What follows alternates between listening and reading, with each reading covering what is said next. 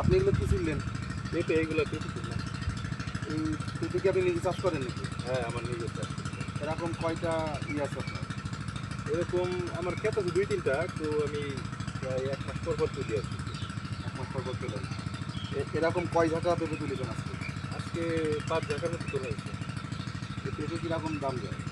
পেঁপের দাম তেমন একটা নাই। এবছর পেঁপের দাম ওরকম হয় নাই। তো ওই ২০ টাকা, ১৮ টাকা এরকম। এই এক ঝাঁকা পেঁপে আপনার কত বিক্রি হবে? এক জায়গার পেঁপে কিরকম? এই ১,০০০ টাকা, ১২০০ টাকা এরকম। তাহলে আপনি এই মাসে কত টাকার পেঁপে বেচতে পারেন? দেখা যায় এগুলো হচ্ছে জমির উপরে ডিপেন্ড করে। তো ১ বিঘা জমি থাকলে ১ বিঘা থেকে ১ মাসে হয়তো ১০,০০০, ১২,০০০ টাকা পেঁপে বিক্রি করা যায়।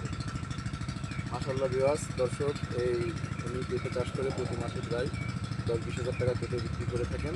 সবাই দোয়া করবেন, আপনারা উদ্যোগী হতে পারেন, পেঁপে চাষ করতে পারেন।